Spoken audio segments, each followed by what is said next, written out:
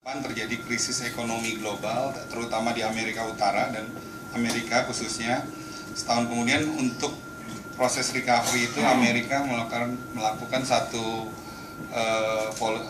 kebijakan kuantitatif easing, di mana central banknya itu mencetak uang sampai dengan 80 sekian miliar dolar setiap bulannya, diharapkan ekonomi bisa bergerak gitu.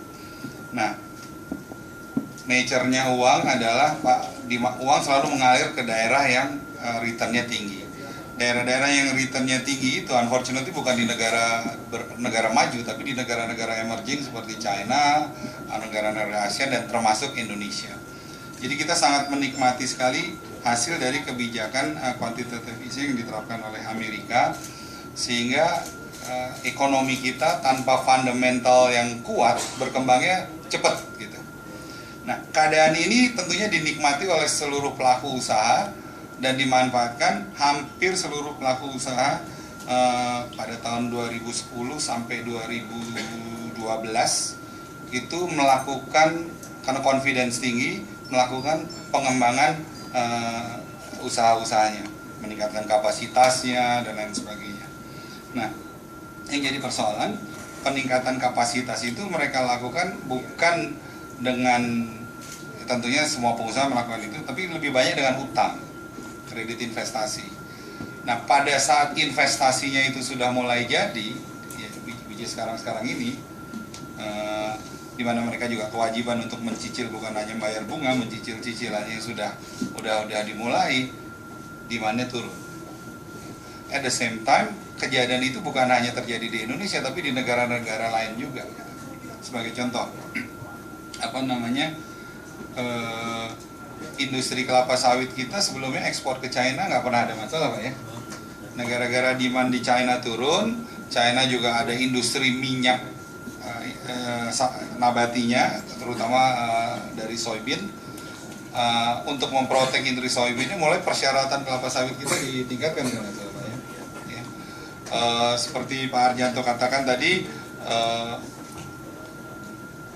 industri besi China juga itu merupakan 50% dari pemasok industri besi dunia, di mana mereka juga lebih efisien karena selain size-nya besar juga mereka base-nya masih pakai coal kalau nggak salah, Pak ya. Sementara di industri besi kita sebagian besar masih pakai gas, Pak ya, walaupun lebih clean. Nah, di samping itu China juga memberikan satu safeguard berupa GST rebate gitu buat industri besinya. Jadi kalau dia ekspor itu mereka dapat 13% GST rebate gitu ya. Nah, ini hal-hal ini yang akan mematikan industri kita. Di samping industri pertanian juga, bapak-bapak, ibu-ibu sekalian, sejak tahun 2008 ke sini itu harga komoditi naiknya luar biasa karena adanya kebutuhan dari emerging country seperti Indonesia, China, dan lainnya. Karena di historically China yang tadinya pengekspor jagung, pengekspor soybean, beberapa tahun yang lalu China sudah menjadi pengimpor komoditi terbesar di dunia. Kayak soybean meal, China importnya tuh 60 juta ton, jagung juga importnya cukup besar. Nah, keadaan itu yang kita juga sebagai negara agraris menikmati karena harga komoditi itu juga naik. Jadi pertanian Indonesia mulai berkembang juga. Harga jagung yang historically sebelum tahun 2008 cuma berkisar 100 sampai 150 US dollar per ton, sejak 2008 ke sini tidak pernah turun dari 300 US dollar per ton. Kelapa sawit juga yang sebelum tahun 2008 mungkin di bawah 400 dolar, ya, sejak tahun 2008 harganya nggak pernah turun dari 700 dolar mungkin ya, 1000 dolar pernah. Nah, tapi dengan kuantitatif easing ini mulai diketatkan, Amerika menurunkan bertahap kan dari 80 sekian juta dolar, sekarang mereka hanya printing 30 sekian miliar dolar, miliar ya. Itu pun sudah menekan likuiditas di negara kita ketat.